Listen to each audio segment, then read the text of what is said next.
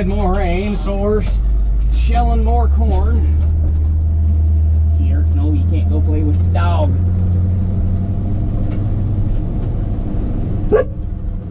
That's a Doberman.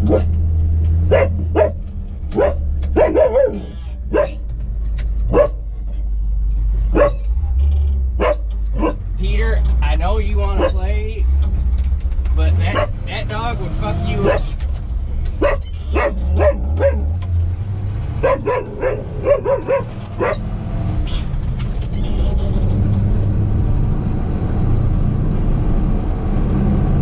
Yeah, that dog would mess you up.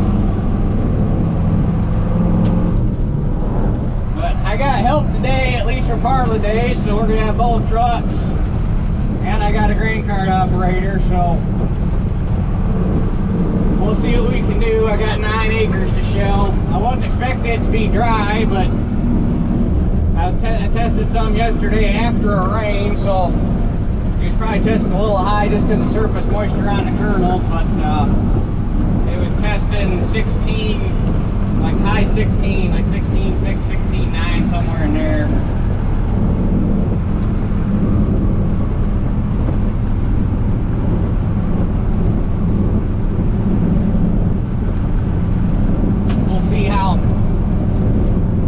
Tried to hold off as long as I could, but I wanted to get started at least somewhat decent time, so I got a chance of getting this damn thing done today. So the stalks are still kind of wet. Sometimes that head doesn't like to eat wet stalks. I need to put new knives on the stalk rolls is what I need to do. One piece at a time.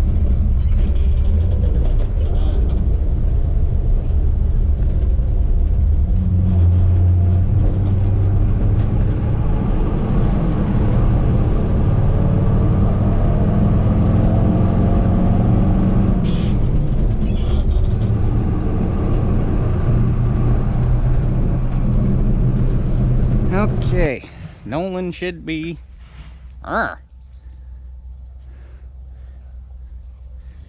grindy. Easy on the clutch, dude. He's coming with Dad's truck.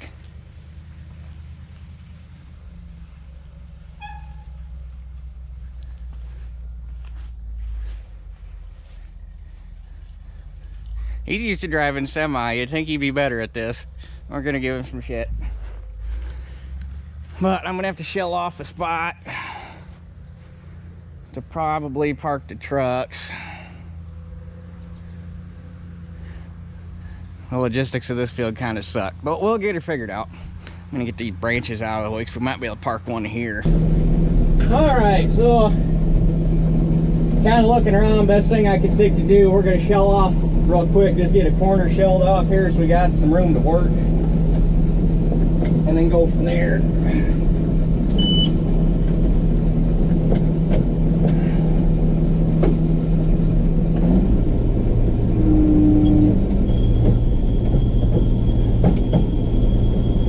There we go. Hard shifting son of a bitch.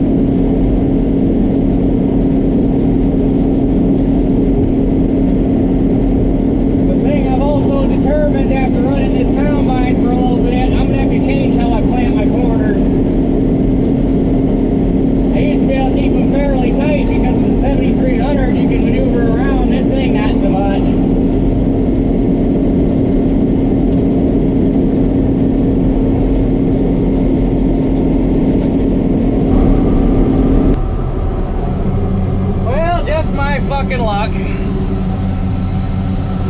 Just started to get the field opened up. Made 2 rounds around the outside, filled the hopper. Corn's yielding good. Made this last pass coming up the hill. Couldn't figure out why the hell the stalk started to ball up in the head. Stopped, checked. It was raining. And it rained pretty good for like 3 minutes. Now the stalks are too tough. Go figure. But it was literally like one little teeny tiny pinprick right over here. Bet it probably didn't even sprinkle at the house.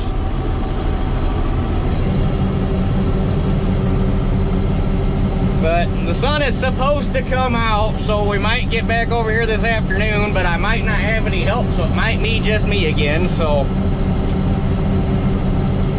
I gotta call down to the elevator, see what they're gonna run for hours. I don't even have any fields to go to. By the time I got moved anyway, I'd lose my health, so. Yeah, son of a bitch. See this nice fancy blue sky and sunshine and heat and all that shit? I want to know where this was like, I don't know, 3.5 hours ago.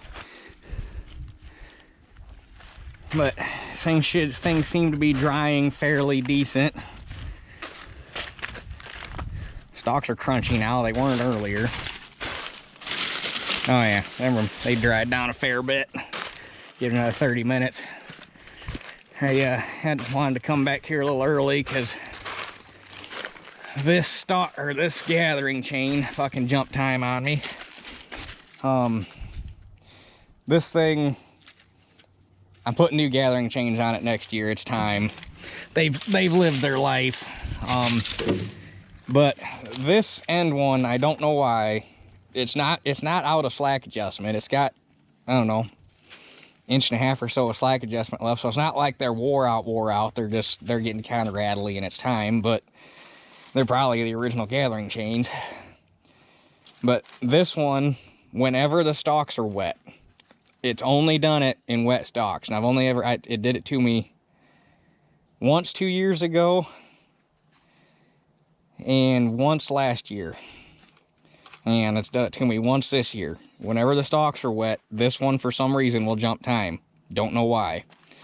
So I'm gonna get this thing back in time real quick because they're supposed to be staggered like half off like that. You see, I think on deer heads, you see some guys running them right next to each other. On these heads, you can't do that because they touch. You gotta run them staggered. So before anybody says you should be running them straight across from each other, plus it doesn't feed for shit when you do that. So I'm gonna get this fixed real quick and I think we'll be good to start. It was greasy enough. I want to know, these tires, these things are going away. I freaking hate these Diamond Tread. I want to know who thought that it was a good idea, these tires were ever a good idea for anything ag related. Turf maybe. These things suck. It's not, I mean, it's not even like wet like you're sinking. It's just a little snotty on top, and it, like you get on a side hill or something, they suck. Like the combine's not even spinning. It's just, like suck. Like I hate these tires. And unfortunately, the only one I could find that makes a 16.5, 16.1 in an R1 tread pattern is Firestone, and I do not want to know how much they want for that, so I don't know. I need to price a set out, see what they're at, if they even still make them. They show up in the catalog as a good part number. That doesn't mean they still make them. But I need to figure out if I'm going to put new tires on it or if it would be cheaper to buy a different rim and go to something like a 9.520 or something, not a 16.5, 16.1. Because it's an 8 on, I think it's an 8 on, I can't remember what that bolt pattern is, 8 on 5, 8 on 5.5, something like that. It's basically the same bolt pattern as a small 8 bolt pattern for a combine rim. It's the same bolt patterns on the 525, it's the same bolt patterns that we got on the grain cart.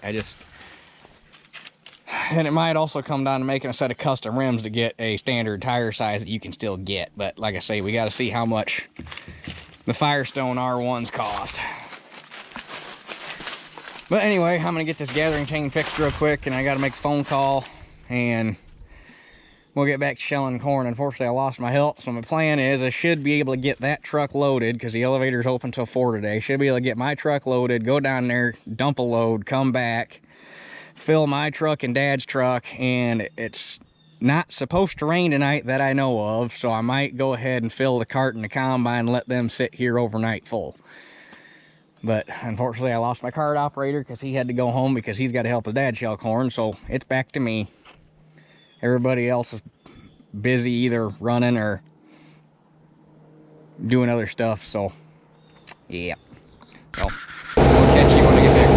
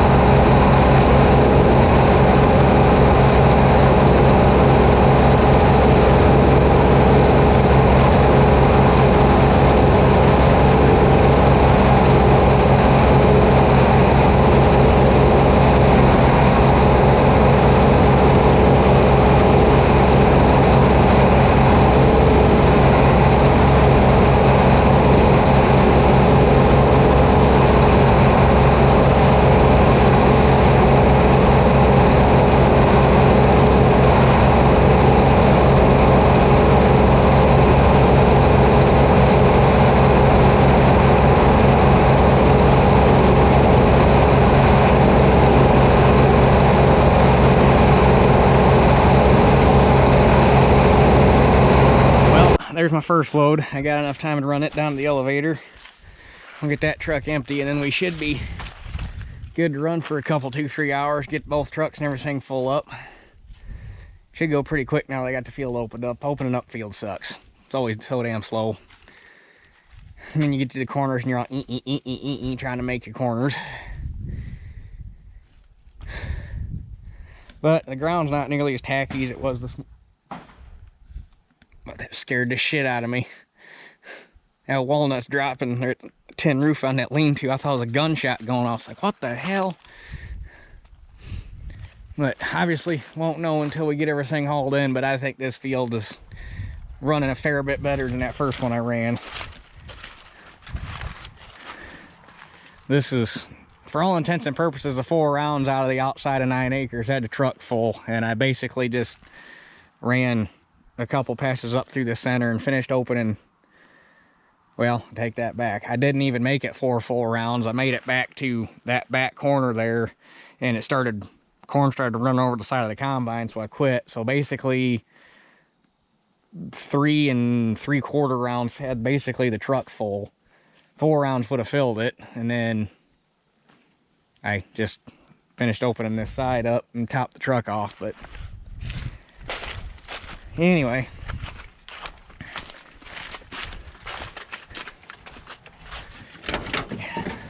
you gonna get in by yourself? You did it twice this morning. But I mentioned in the last video that we overloaded these trucks, and everybody kept saying, no, you're not overloading them. And a bunch of guys said, you really need to put sideboards on there. This is my truck, obviously. The GVW on this truck is 19.2. The way it sits right now, it's going to scale probably between 26 and 27,000. Dad's truck is not quite as bad. The GVW on that is 27.9. It's just tick over 27,000, I think. That truck will scale at 31,000. we're overloading these trucks. If you scale them, well, I'd hate to know what they are. My truck would probably scale, I mean, it's not going to scale good because it's overloaded, but my truck would scale out better per axle because the rear axle's further back. Dad's truck's going to have more on the front. But no matter what you do, if the DOT officer ever decided to stop us, it wouldn't be good. But I have never seen a DOT officer pull over an old single axle truck like this, because the only way you could get this thing to scale legally, you could probably haul like 100 to 120 bushel in it. That's a 300 bushel box, and it had this and that, both had 12-inch sideboards. Dad's truck would haul, I don't think we ever did haul a load with Dad's truck with the sideboards on it, but this truck would haul 320 with sideboards on it. It scaled, the only time I hauled with this truck with sideboards on it, we were cleaning out a bean bin, and I was right after I got it and I wanted to use it, so we were hauling beans with it, and 320 bushel of beans on there. I want to say this truck at a 19,000 GVW was scaling like 31 and a half or something like that. It was over 30,000 on this little truck. So yeah, no sideboards, and yes, they are overloaded. I know what I'm talking about when I say this. So anyway, we're gonna run down the elevator. I tell you what, some people are just fucking stupid. So I'm driving down here, and I'm sure most of you have seen it. When I get to on the way down here, I gotta make a turn off of one road, and the turn immediately goes up this big ass steep hill. That's ditches down both sides and guardrails down both sides. There's only enough room for the 2-lane road that's there. I make the turn, and a couple of our guy that we're friends with, he's coming down the hill with a combine. They've only got 6-row heads, so they run with the heads on. It's no big deal. So I stop, I back up around the corner. There's plenty of room. He comes on down the hill. Well, behind him's his brother with the other combine, and behind his brother is his son with their Magnum and their grain cart. So I wait at the bottom of the hill. They start on down. This fucking idiot in this minivan, I'm sitting there waiting. This idiot in this fucking minivan fucking whips on around me, gets halfway up the hill, and I'm assuming their eyes get about this big around because he's only about 50 feet from the nose of this fucking combine. I was up there, I throw my arms up in the air like, you fucking idiot. The least you could have done was slowed down for a second and either asked A, if I was broke down and needed help, or B, asked what I was waiting for, because maybe I'm asking a lot out of people, but the common sense just ain't that common no more. And then I get a little bit further down here, and I drive past, there's like an assisted living / nursing home facility, a big one, really big one. Some idiot pulls out of the driveway right in front of me and does like 25 miles an hour, and I'm grabbing gears trying to get this thing slowed down because she don't stop on no dime. I don't know. You'll have that, I guess.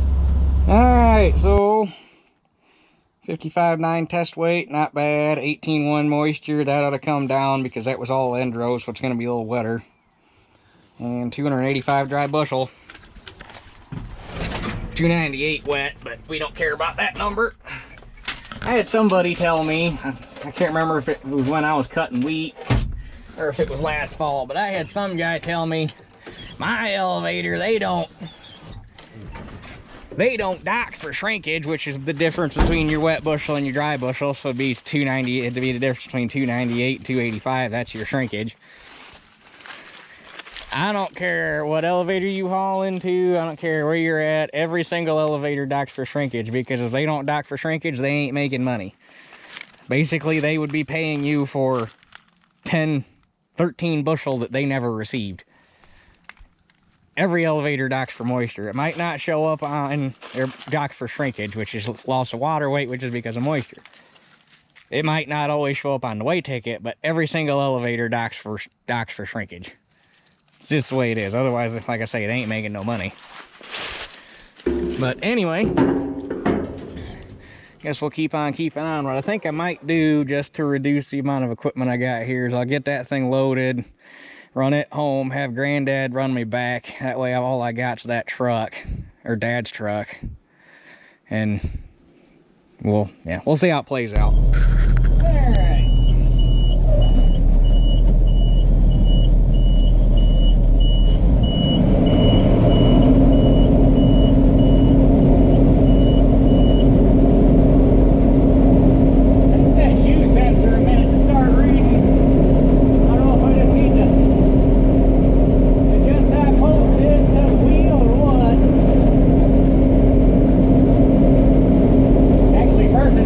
Exactly what shaft the shoe sensor runs.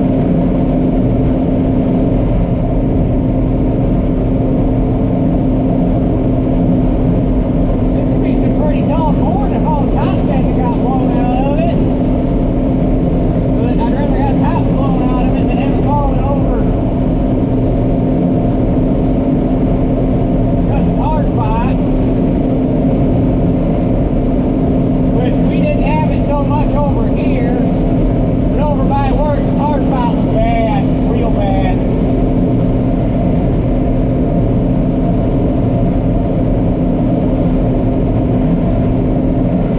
There were some guys over there started running corn when it was like 26, 27, 28% because it was starting to fall down already because of tar spot damage.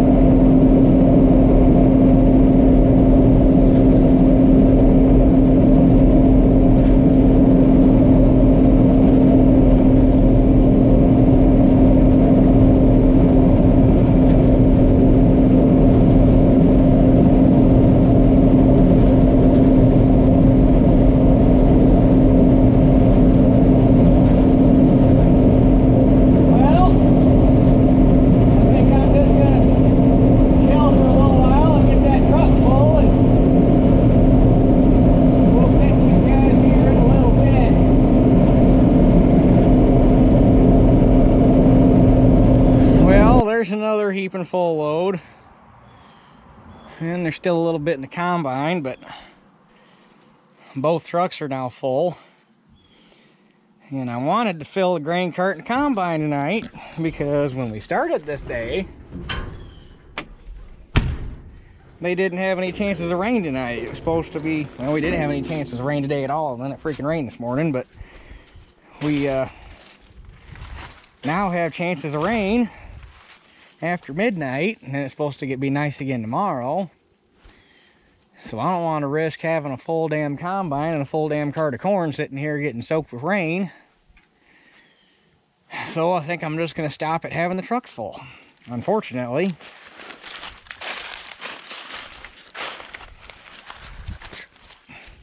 This field's doing pretty good though. I bet this is 170 bushel of corn, if not better. So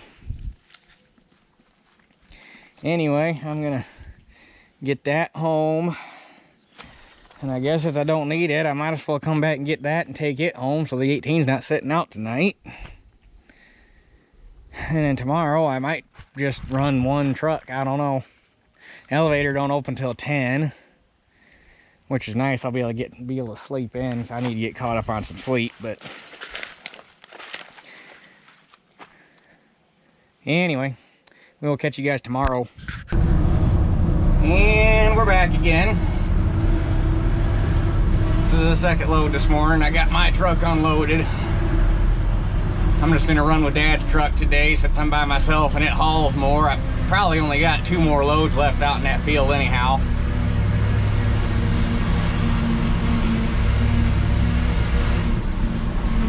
But there was just shy of 600 bushel and the 2 loads I hauled with my truck. There should be another 3. I heat this thing. There's probably about 330. I don't know which door they want me to go to here.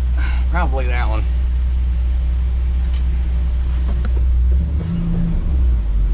Should be another 330, 340 on this truck, so I got a heap, so.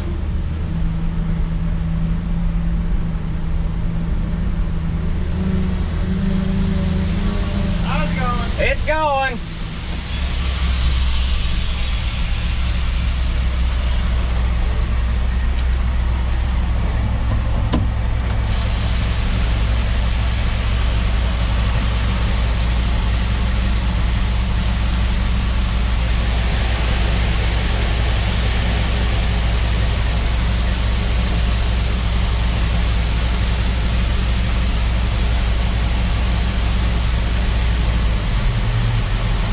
I'm hoping somebody can tell me what that old switcher is. Hopefully we'll get a better look here in a minute. I know it was owned by, the only thing I know about it is it was owned by the Navy, and it came out of a rail yard in Chicago.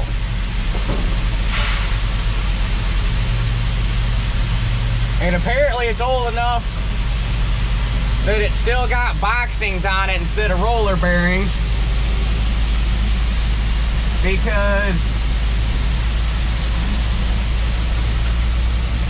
Amtrak wouldn't let them run it over here on the rails because they were scared of fire. And it had something to do with the bogies on it. So I'm assuming it's got boxings.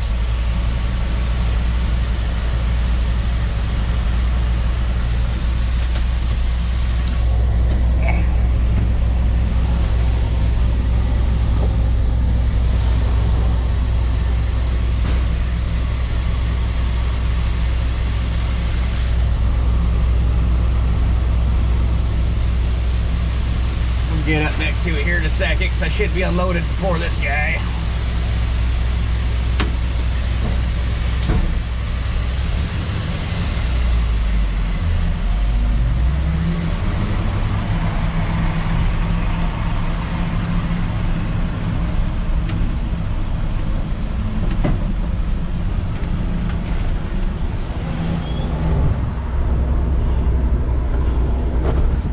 It's a cool little switcher. But I'm sure I've got at least one train guy out here who might know what that thing is. It's obviously been repainted at least a dozen times in its life, but anyway.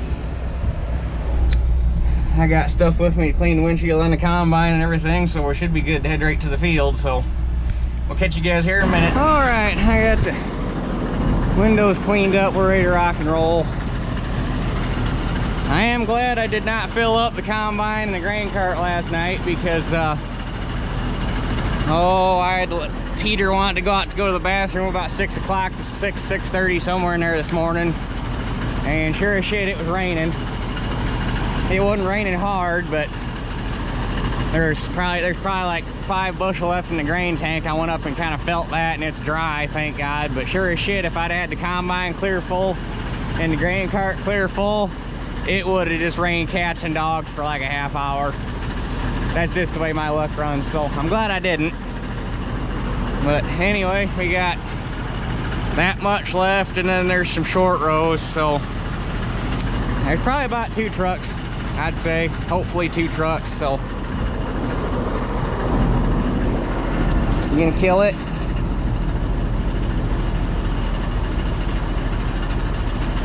Anyway. Pitter patter, let's get at her.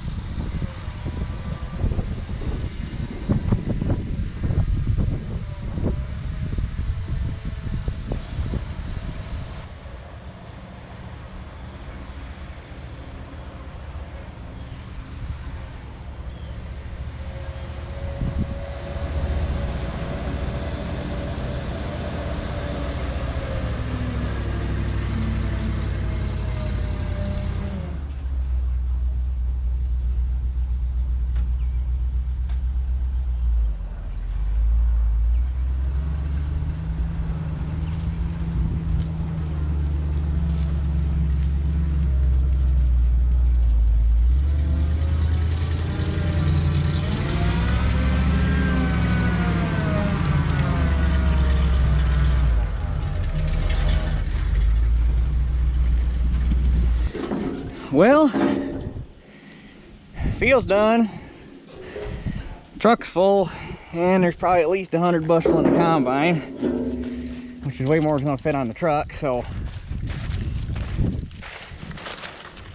it was actually more than 2 loads, which I'm not complaining about. I'm kind of curious to see how good this field actually ran now. But I'm gonna go ahead and get that run down. I'll come back. Well, I'll get all the corn run down to the elevator, and I'll get the equipment moved back to the house, and then we'll reconvene there, and I'll add up all the weigh tickets and tell you what we ran. So catch you here in a little bit. None too soon, because honestly it looks like we have more freaking rain rolling in. I'm gonna check the weather real quick, see what we got going on, but looks awful murky over there. Okay, we add up everything I haul in off that field. We end up with 1,644.67 dry bushel, divided by, that field is roughly 9.5 acres, for a grand total of 173 bushel an acre. Which, for being nothing but, that field is rolly. It's basically just non-stop hill. So I'm not going to complain about that one bit. And that's moldboard plowed ground. I figured, as dry as we got, that field would have really suffered because it was looser than everything else. But not too bad. I'll take it. So anyway, I'm gonna go ahead and get this thing serviced so it's ready to go for the next round. And I was hoping to be done in time to go check some more fields, but I think by the time I get done greasing this thing and cleaning the radiator and giving it a good once over real quick, it's probably gonna be time for me to go home and try to take a nap before work. So probably go around tomorrow and try to find the next field I want to hit. I got an idea which one it's going to be, but I want to test it first. So anyway, I guess that's it for this one. I'll catch you guys on the next one.